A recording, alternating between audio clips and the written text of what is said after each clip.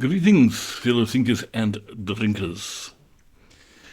Recently, I recorded several videos reviewing Tony Martin's solo career. And during the first video I did for his album Back Where I Belong, I made a comment somewhere along the lines that it was absolutely the wrong album at the wrong time. I actually went a little further and said that in this particular instance, it would have been the wrong album at any time. It was too bland, too lacking in identity, too safe, too soft, all those things. The real point I was trying to get at was both artistically and perhaps even more so from the demands of his career at the time. He needed to make a statement of intent, and that album most certainly was not. While those thoughts were percolating, it occurred to me that a very similar event had taken place a scant 2 years prior. By 1988, the Deep Purple reunion may be said to have been running out of steam. The House of Blue Lights, which was the follow-up to the reunion record Perfect Strangers, did not do as well commercially. I don't actually think critically, although I disagree on that. I think it was, despite several flaws, it was a far more interesting, progressive, adventurous, creative effort than was Perfect Strangers. However, the band were not in unison, and the cracks were starting to show. And this was, despite, as I said, showing much musical promise, this was a band divided. And the lines of division were more or less split down the Blackmore-Gillan axis. Blackmore intent on returning to the type of music he, I won't say perfected, but he seemed to be enjoying with Joe Lynn Turner era Rainbow. So, soft rock, AOR rock, so your Journey, your Foreigner, your, perhaps slightly less inspired Bad Company, that sort of thing. Ian Gillan had other ideas. He still wanted Deep Purple to be a creative, a rocking, experimental, aggressive, progressive even, rock band. The types of philosophy which had over the years informed much of their best work. Now this increasing creative difference, plus an equally increasing personal estrangement between the two, effectively resulted in Gillan's ousting. Now, by early 1989, while all this was happening in the background, Gillan himself, bored by the lack of activity on the Deep Purple front, or at least the lack of activity to which he was invited to participate, somehow, and I forget the name of the... No, hang on, I didn't forget the name of the band. I think they were called Export. Something from the back of my mind. Who were a semi-professional band in the northwest of the UK. Again, if memory serves. And he contacted them and said, look, I need some guys. I want to do a club tour. I need a band that I can just plug in. And he did this under the moniker of Garth Rocket and the Moonshiners, which had been a nom de plume he had adopted in the earlier part of his career. Strange that he dropped it, really, isn't it? But he took this crowd out on a club tour, which was, I think, largely around the north of the UK. And they played a few old standards, but the majority of the set was old Gillan Band classics, and how good they sounded. But most noticeably, no Deep Purple was included.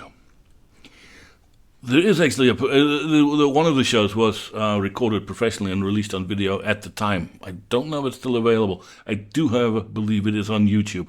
Well worth checking out. Now, it was somewhere during this tour that he eventually picked up the phone just to be informed by his manager that Deep Purple had effectively terminated his services. So Yeah, okay. He was now on his own. Now, interestingly, around this time, I do seem to recall in interviews, Gillan mentioned that he was contacted by several bands, some of them quite well known, many of them still in possession of their vocalists, about joining them, though he was always diplomatic enough never actually to elaborate on that. Interesting to know who they were, though, wouldn't it? Really would. No, look, he decided effectively on a solo career. And again, this is not a biography. I'm just trying to set some background up here. Now the guitarist who was, let's say, the main musical director of the Moonshiners, shall we say, Steve Morris, was retained. Obviously, they'd worked well together, and he had impressed Ian with not only his playing, but his songwriting ability. Interesting choice. Yeah, because I don't think outside of the northwest of England, I don't think anybody had ever heard of him. Again, he played very well, but it was an interesting choice at the time. Perhaps a more understandable choice was Gillan's overture to Colin Towns of the Gillan Band, who had written or co-wrote much of that band's best material. But given the way that relationship ended, the overture was politely declined.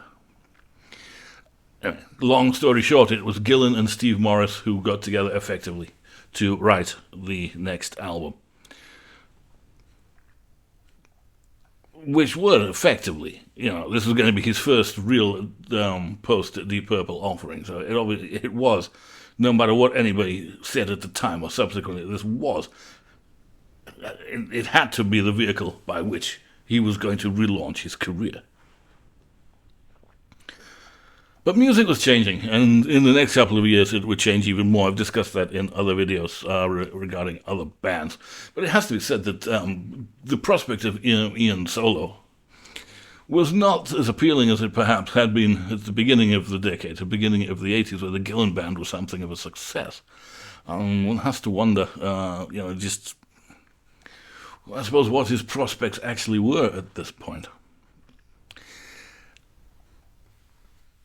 He also made several statements at the time, and I'm not referring to I'd rather slit my throat than sing with Deep Purple ever again. We've all said things in the heat of the moment, that our ex-wives' lawyers have made us pay for. But, that we've regretted, I should say. Primarily what I'm getting at here is he re-emphasized, at considerable length, his frustration with Blackmore, effectively, the way he was trying to take Deep Purple into this soft rock, Joe Lynn Turner era Rainbow direction, and Gillan was adamant, this is not what we should be doing, guys, da-da-da-da-da. It's important to remember that.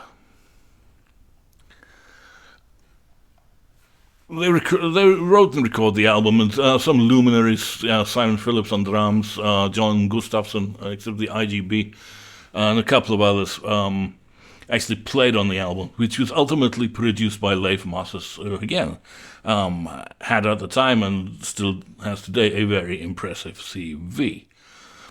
They eventually signed to East West Records, who German label, I think, but they were an established label, no two ways about it. But this was not EMI, or this was not Sony, this was not a major label. So ultimately, in 1990, Naked Thunder was released, but it was released under the name Ian Gillan. Okay? Perhaps to emphasize the solo nature of the venture, I don't know, but it's a point worth remembering. Because it was, by that titling of it, it was effectively, was not the title, it is about going out under his own name. It was, in effect, his very first solo record. So he's not only distancing himself from Purple, Sabbath, obviously, but he's also distancing himself from the Gillan Band and the Ian Gillan Band. Whether that's a good thing or not, well, we'll get to that, I suppose. So what actually did we get for this, what we have to agree was a very important release in his career, given what had just happened to him, and given the nature of the music business. Well, it opens with Gut Reaction, which is a very solid, actually it's better than that, it's a very good opener. Rattles along even nicely enough. And yeah, it does have some intent to it. It's a nice, promising start. Yeah, okay, it's a good opener. Talking to You up next, slow things down a little bit. And again, I'd have to say this does have promise. And it's got a very nice vocal melody from Ian on it. And there's a nice hook on the chorus. It's a pretty good effort. But it's, it's a little unexceptional. No Good Luck up next, which was a single, and it sounds like a single. It's a nice, decent track. On this occasion, there's enough going on just to raise it above the mediocre, but it is a bit ho-hum. And after a reasonably promising start, this is sort of becoming middle of the road. I'll follow it up with Nothing But the Best, which the song had been debuted on the Garth Rocket tour in an unfinished form. They played it live. Sounded like a lot of fun. It's a pretty relaxed song. It's a bit rock and rolly, I suppose. Terribly cliched lyrics. Again, Ian sings well enough on it, but it's just close to being a pop song almost. It's I say when they played it live with Garth Rocket and the Moonshiners, he always said, "Look, we're still working on this one. It's not quite finished." It doesn't sound like that they did too much extra work on it. Which moves on to Loving on Borrowed Time. Now, this is, I have to say, very AOR. This could easily have been a very soppy ballad in other hands. But Gillan's vocal really does save this one, I suppose. And it is one of my all-time favorite Gillan vocals, which is why I included it on my recent video of my top 10 favorite vocal performances by him. Musically and stylistically, actually, this could very easily have been accidentally on purpose. The somewhat left field effort he recorded with Roger Glover a couple of years prior to this. Not a bad song, it's just apart from the vocal, it's not particularly memorable. The album back in the day, side one closed out with Sweet Lolita. Very dodgy lyrics, especially these days. Underage girls, guys, really. There's a bit more to this. Again, one thinks this should actually be better than it is. But it isn't. It is a touch bland again. It really is. This material thus far is not that strong. Okay, side 2 then would have opened with Nothing to Lose, which again I have to say is another track that actually it promises more than it delivers, shall we say. There's a nice instrumental hook to the song, but the verses are nondescript. Not even an interesting vocal melody. And the chorus is weak, I have to say. And it really does not benefit by the false ending, which gives it an extra minute or so that it really, really did not deserve. Follow that up with Moonshine, which is just 2 minutes something, short to the point, rattles along at 100 miles an hour. But apart from that, it lacks almost all substance. But you have to say it was good fun. And then another AOR type ballad, Long and Lonely Ride. But having said that one, this has actually musically has got more going for it than most other stuff on the album. But it really bounces along quite nicely, despite the obvious commercial intent and focus behind it. But again, one has to say, Promised Potential could have been better. Should have been better. And Love Gun, it's just another foot-to-the-floor effort, awful title. And the lyrics are very much in keeping with that. Again, it's fast, it's furious, but it lacks substance, it really does. I hate to say vacuous, but there you go, I've said it.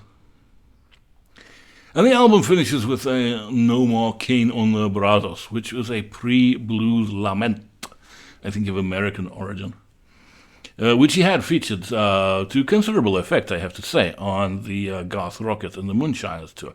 Slow, moody, very atmospheric, and Gillan really does deliver on this. Really croaky but effective vocal. But there's not much else going for it. The instrumental section really does not take this anywhere.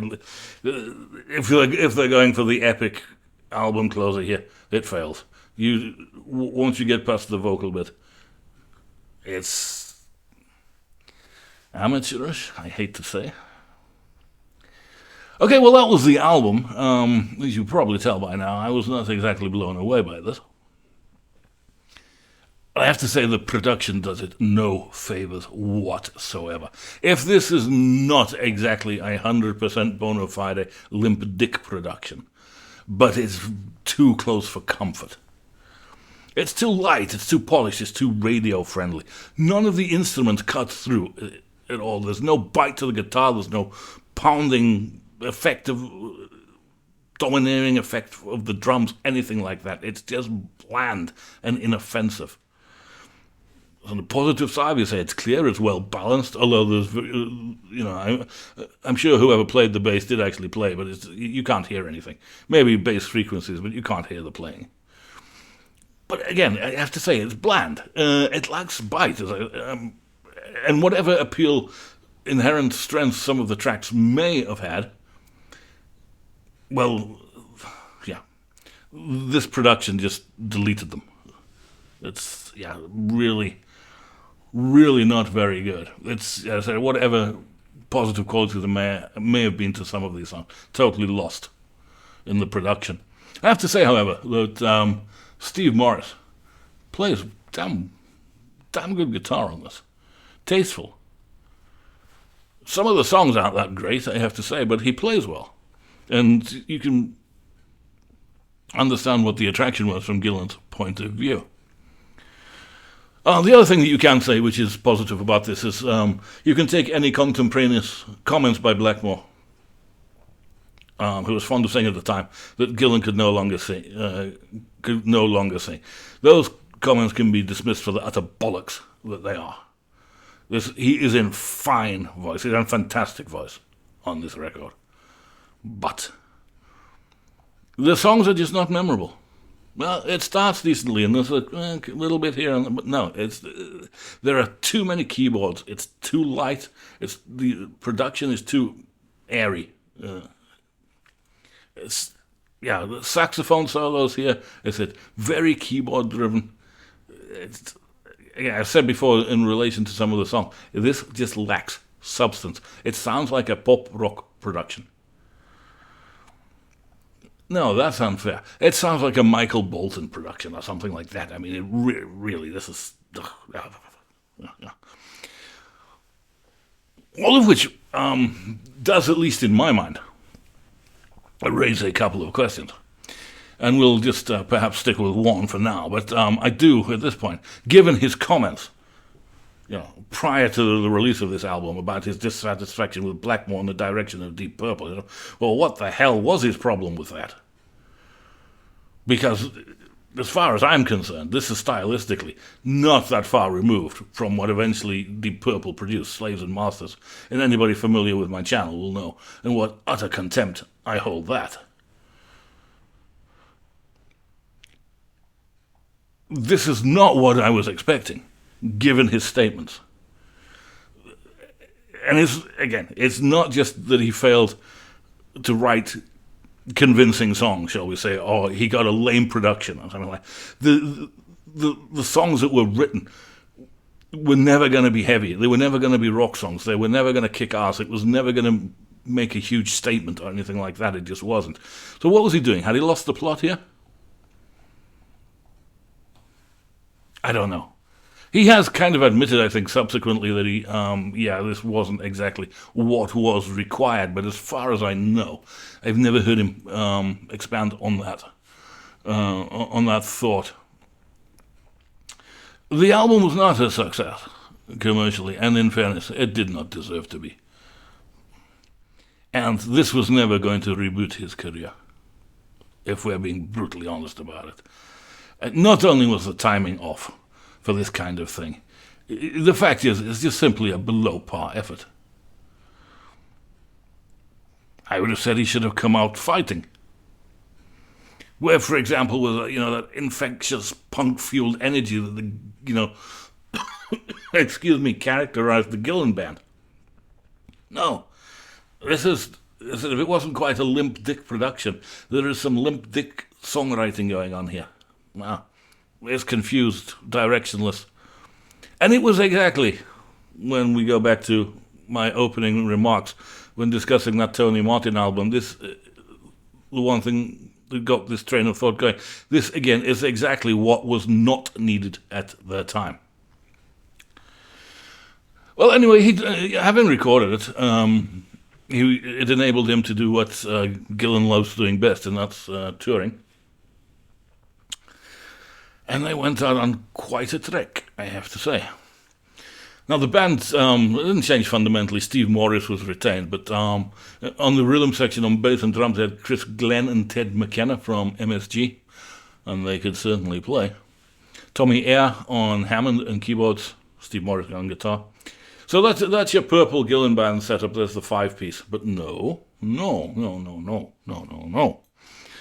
The guy called Dave Lloyd on backing vocals. And somebody, Mick O'Donoghue, on guitar and additional backing vocals. Starting to look a little like a traveling circus. What is going on here? Well, I caught this tour.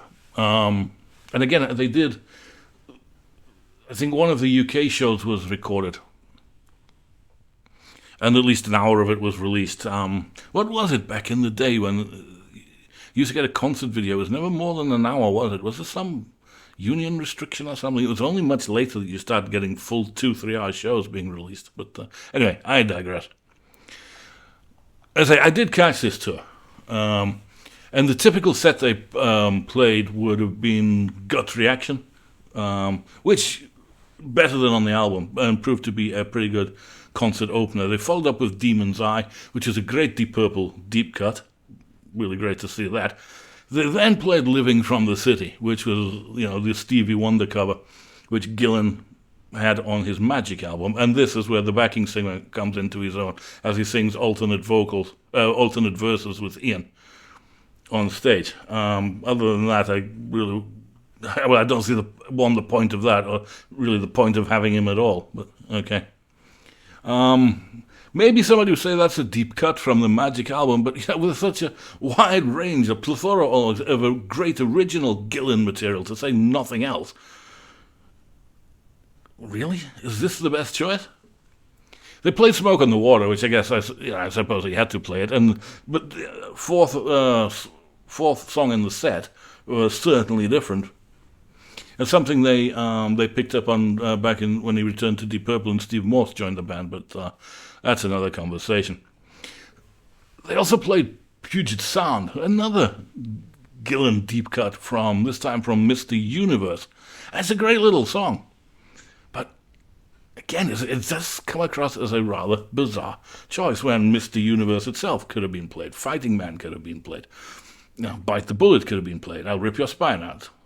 Born to Kill. On the Rocks. Are You Sure? A strange choice. All right, Sweet Lolita from the album and Nothing to Lose from the album were then played with, and some songs. We'll all have examples of this. They don't click on the record. They're underproduced or something like that. When you hear them live, they suddenly, they connect with you. These two didn't. He did kept Brazos in the set, but again, it's where he got away with it on the Garth Rocket and the Moonshiners Club tour. It lacked familiarity in this setting, and it kind of killed the momentum of the set, especially as they followed it up with, well, not quite. They followed it up with I Thought No from the Gillan and Glover album, which is an amusing little ditty, which again had worked well in the context of the Garth Rocket tour. But again, is that the right song for this tour? Should this be in the set list? Was this a statement of intent he was trying to make? Is this how he resurrects his career? I don't think so. Getting back to why Brazos may have killed the momentum a little bit. One, it was unknown, and two, afterwards they played I Thought No, then they played When a Blind Man Cries, which is absolutely superb performance by all concerned. But very similar in tempo to Brazos, and at least When a Blind Man Cries was known, or at least by the Deep Purple fans in the audience. Again, from the Garth Rocker tour, the Little Feat hit Let It Roll. Great song, a lot of fun on stage. It's a lot of fun on stage here, again, but why? With such a rich back catalogue. Nothing from Black Sabbath? No. A real paucity of songs from the Gillan band. Nothing from the IGB. Perhaps that was to be expected. I could have dug a little deeper into the Deep Purple catalogue as well. Something from Who Do We Think We Are? I don't know. Strange choices. All right, they did Knocking at Your Back Door, which was a pretty good version. Speed King, again, pretty good version. Fair enough, he needs familiar material in the set. No Good Luck was the first encore, I seem to recall. Worked kind of better than on the studio album, but still, nothing to get excited about. Lucille and New Orleans formed the encores again. Lucille was a Purple standard back in the day, also a Gillan band standard, as was New Orleans. And they're great live tracks, but again, it's lack of imagination here, lack of thought, perhaps.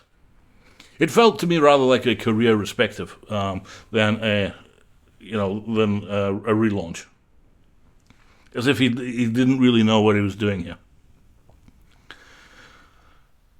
Again, I have to say. It just smacks to me of, what was he trying to do? What was his intention here? What was it? Because this is a confused set. If this set had been done as a side project set while he was still in Deep Purple, it would have had more validity because it's left field, But what? I don't know. Don't know what he was thinking of. But there was no way, I don't think, that either this record or this set list were going to re-establish his career in any meaningful way. And while the band were pretty good, well, they were very good musically live, I have to say. Visually, there was no Bernie Tormé, there was no Yannick Gers, and there was no John McCoy, etc. There was no Colin Towns with his rotating bow tie. Nothing like that. The on-stage performances were a bit laboured, I have to say, a little heavy-footed. And again, it's one of those things, research tells me that a very brief UK tour, never went to the States at all, spent most of his time on the European continent, as well as South America. And the further east he got on the European continent, the bigger audiences and the bigger venues he was playing. The further west you looked, the smaller the audience and the smaller the venue. But, the USSR was still in existence then, and the band saw a lot of it. They saw a lot of Central and Eastern Europe, played some good shows. YouTube got several of them. There's enough on there for you to get an idea, a good idea of how they were playing. And I'm sure once you got into the former USSR, for reasons we don't need to go into, they were going down really well, and people were delighted to see them. But again, if you're looking at it from a Western European point of view, this is not. Or you're a fan of Gillan, you're a fan of Purple. This is really what are you doing here? Very questionable choice of material. And I think behind the scenes, again, something he subsequently admitted, that the tour was, in effect, one long piss-up. And as a career move, I think it must have failed to achieve its aims. And I think it's also true to say that his career was close to derailing at this point. The project needed to be rethought. And it was, so I think it's not just me in hindsight. I think other people were whispering in his ear at the time that he needs to, take the bull by the horns, as it were. And the culmination of the tour, the rest of the band was let go. Steve Morris was retained. And they recruited the wonderfully insane, late, sadly, Lenny Hayes of Y&T on the drums. And the equally insane and equally magnificent Brett Bloomfield of Starship on bass. So this was pared back in all conceivable senses. as you'll hear once we get to discussing the record. But they were down to a 4-piece again. Not even the 5-piece that the classic Gillan band had been. This was 4-piece rock. And this time, Chris Zangaridis, Thin Lizzy, Gary Moore, Judas Priest, Black Sabbath fame, was hired to produce. So what happened this time? Well, again, as it was instantly apparent the minute you hit play on this that, as I said, I was not the only one having these thoughts, even back in the day, because this isn't always a much stripped down, vibrant, energetic, and vital band and album. Night and day difference. Released in October, I think, of 91. Toolbox, horrible title. Yet the story behind it is rather amusing. Horrible cover. And released under the Gillan band name and logo, which is again confusing. You know, he was a solo artist now. Is this a continuation of the Gillan band? But how can it be? Because, you know, there's only the 4 of them. Again, having said that, the album opens with Hang Me Out to Dry, a thunderous opening riff composed and performed by Leslie West. And you can just tell from the opening notes of this that both Ian and this band completely reinvigorated. His voice it's got a nice rough edge to it, but it's still commanding, full of purpose. Guitars are really cutting through on this. And the rhythm section, again, there's just so much energy, there's just so much more intent, so much more conviction in this than anything on Toolbox, on Naked Thunder. We move on to Toolbox. It's a really thick, heavy, real up-tempo groove to it. But it's at the same time, it's stripped down, it's muscular. Gillan spitting out those lyrics with a great sardonic bite. Utterly infectious song. And it really captures the raw energy of a live band. This is what the post-Deep Purple album, the first post-Deep Purple album, should have sounded like. Tough and uncompromising. Dirty Dog is bluesy, swaggering, heavy, full of attitude. Another great vocal. Wonderful groove to it. Yeah, it's just great rock. This is just great rock and roll. Okay, Candy Horizon, another really fast one, driving song. Another instantly infectious chorus, but that doesn't mean it lacks substance, because it doesn't. It's a really good song. And again, you have to say that all the instruments on this, all the playing, the way it's recorded, it sounds great. It's in your face, but it's clear. It's loud, but it's not compressed. And this is just a really, really strong song. Don't Hold Me Back is the, not say the ballad, but it's not quite When a Blind Man Cries, because it does rock a little bit on the chorus, but it's a really great melodic song. Fantastic vocal. Never gets sentimental, but it's warm and emotional, but they never get sentimental. Chorus just lingers long enough. Great stuff. Pictures of Hell could be a thrash song in many ways. It's a little sinister. Yeah, really rattles along, but again, instantly memorable. Great construction, great composition. Now we get to Dancing Nylon Shirt Part 1. It's a moody, grinding riff, but it's, again, a very infectious groove. I have to say, it's a whole lot of fun. More great guitar work on this, more great playing by everybody. It's just different enough to be, almost a palate cleanser. It's not quite as frenetic as what precedes and follows it. Bed of Nails, the closest I get to rock and roll on this. And again, I have to say, there's another absolutely great groove on this. There's a real sense of, tension and release, and yeah, it's just the musical dynamics at work here, as on the album at whole, absolutely fantastic. Gassed Up, again, a lot of fun. Punk-like energy to it. Could have been a single, perhaps.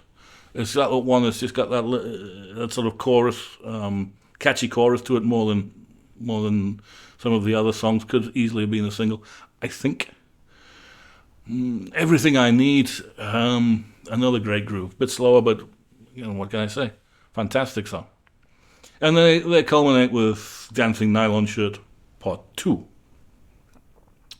bringing the album full circle, as it were. This would prove to go on to be a show opener, because the riff is familiar, but the first section of the song, Gillan is rapping nonsense, oxymorons, things like that. I'm sure he thought it was funny at the time. But look, again, minor criticism. Toolbox stands not only for its ferocity, but also for the wonderful production job. Chris Stangaridis has done a really top production on this. It's powerful, direct, it's perfectly balanced, there is no muddiness, there's no distortion. It's clean, but it never loses its edge. It's just chalk and cheese from Naked Thunder. This is what a rock album should sound like, in general terms. And I have to say, hats off to Steve Morris, because he's accepted this volte-face, and he's dealt with it, incredibly convincingly, because presumably he was working under orders on Naked Thunder, that this is what we're looking for. And he was obviously working under orders here. So, okay, we need to get a bit more serious here, guys. We need to rock on this. And that's borne out by, I haven't mentioned it when I was reviewing the songs, but Gillan screaming all over this album. Probably for the last time in his career, he really going for it, though. But this is, as a cohesive collective, as full of intent, identity, energy, and fun. This is the album Ian Gillan should have made right after leaving Deep Purple. It's tough, it's raw, it's uncompromising. Okay? Rejects polish in favor of passion and conviction. Voice is great, the band are great. This is everything Naked Thunder should have been and wasn't. And it's also everything Slaves and Masters should have been and wasn't. It pisses all over the tepid Slaves and Masters record. For me personally, it's one of his very best efforts. And it's one of my absolute favourite Gillan records, and I do believe it's that good. But yes, okay, it was not a commercial success.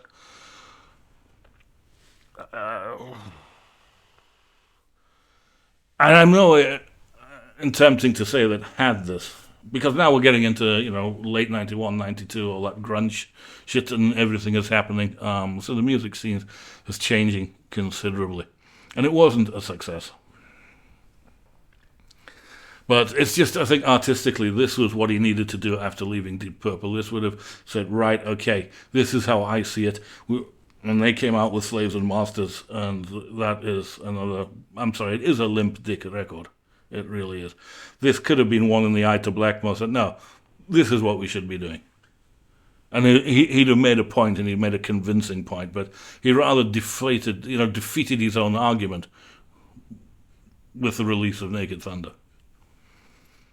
Now the band went on another mammoth tour again, so this time Australia, Japan, again around the USSR, South America, East-West Europe, but no US again. And I think only a modest UK tour.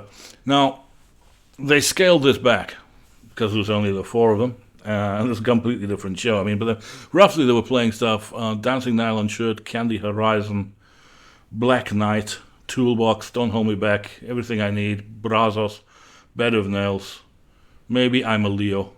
It's a nice surprise. Hang Me Out to Dry, When a Blind Man Cries, Dancing Nylon Shirt again, New Orleans, Blue Steel, which was a song they didn't feature on the record, but they'd been rehearsing. And they finished with Smoke on the Water. Now, given that they were a four-piece band, they were limited in the what Deep Purple tracks or what Gillan band tracks they could play. So they're not playing too many of them, which is a good thing. They really concentrated on most of the new album. And as I said, not having a keyboard player limited their choices.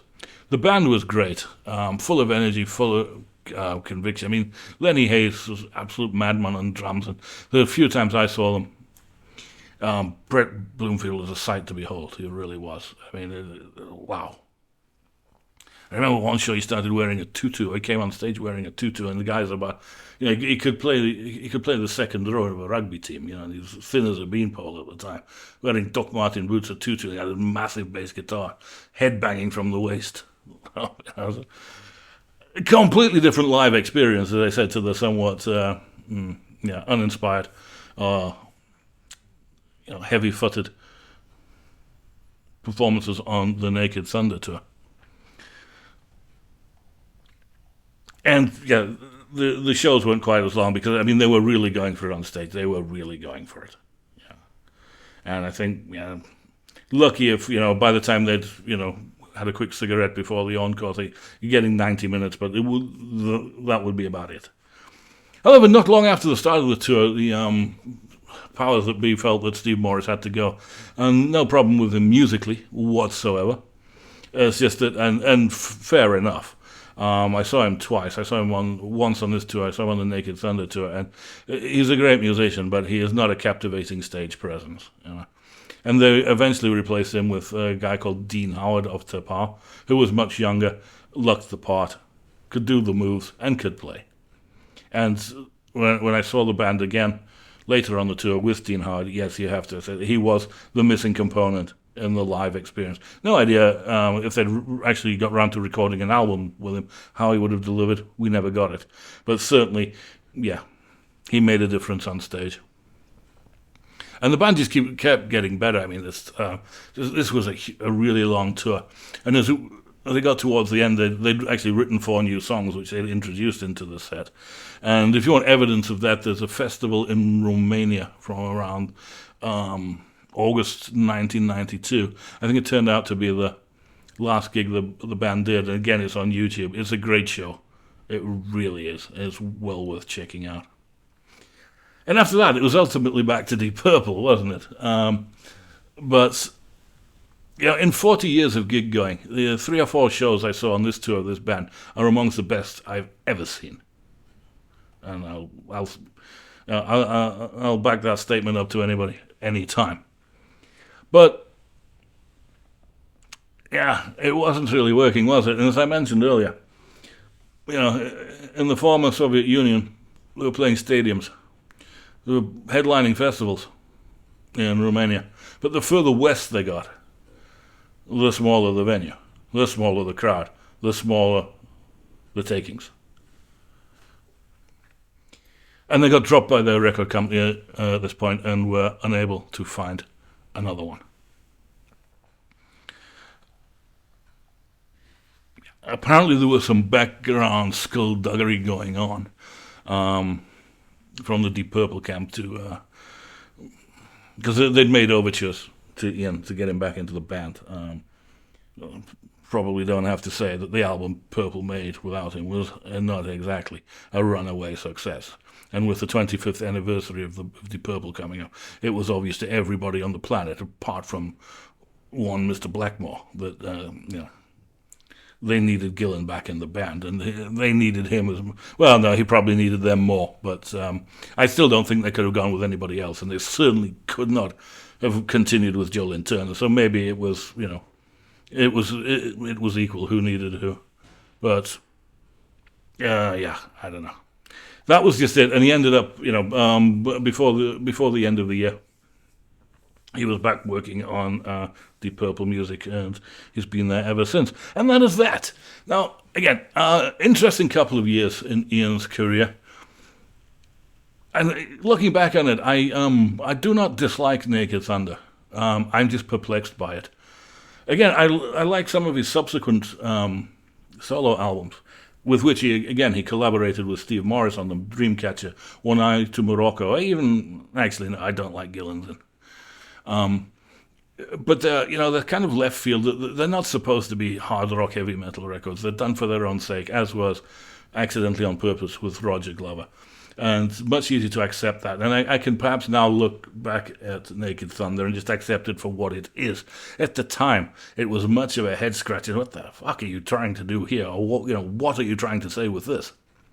And again, as I've already said, but I'll repeat it because it's worth repeating. If he'd come out with the Naked Thunder record and that band, and that tour, in 1990. I don't for 1 minute believe that his solo career would have taken off and he would never have gone back to Deep Purple and he'd have, he'd have continued doing that for the rest of his career. No, I think that would be very wishful thinking. But I think, at least artistically, it would have been much more satisfying, and it would have at least made much more sense from a fan's point of view, given his statements that after being kicked out of Purple, it was that whole Naked Thunder period was very confusing, I thought, and whatever chances he had of resurrection as a solo artist, I think that effectively killed them. And I don't think the chances were great, but that effectively killed them. Well, okay, that's enough of me on that. Let me know if you agree, don't agree, if you care, don't care, if you've heard them, not heard them. If you haven't, listen to them. Check those live videos out, I recommend it. Some of them really great. And obviously feel free even to comment, to share, to like, to subscribe, and all those good things. And I thank you for your indulgence, and until next time, I wish you well, and Maçhonquèrre.